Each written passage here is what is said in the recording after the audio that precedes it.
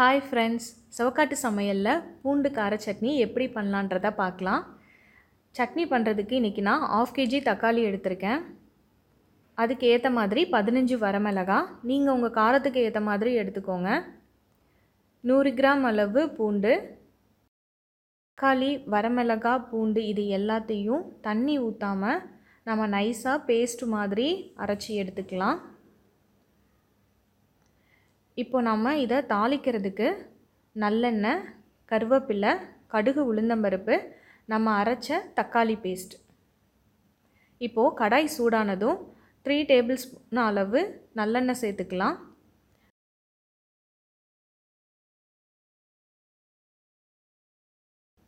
ரெண்டு table spoon அளவு கடுகு, உளுந்தம்பருப்பு. நல்லெண்ணெய் நல்லா தாராளமாக சேர்த்துக்கோங்க, அப்போ தான் இந்த சட்னி ரொம்ப டேஸ்ட்டாக இருக்கும்.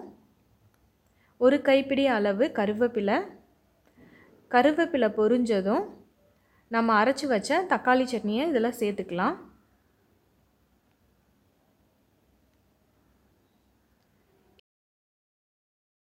இதை நல்லா கலந்து விட்டுக்கோங்க.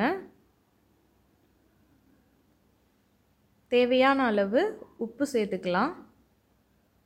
உப்பு சேர்த்துட்டு ஸ்டவ்வை லோ ஃப்ளேமில் வச்சுட்டு 10 நிமிஷம் அப்படியே விட்டுருங்க. அது நல்லா குக்காகி தண்ணியெல்லாம் வற்றி எண்ணெயெல்லாம் பிரிஞ்சு மேலே வந்திருக்கும்.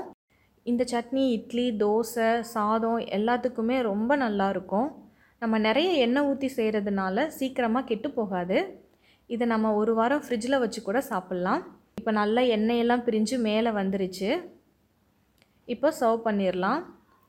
இதை நீங்களும் உங்கள் வீட்டில் ட்ரை பண்ணி பார்த்துட்டு எப்படி இருக்குன்னு கமெண்ட்ஸில் சொல்லுங்கள்.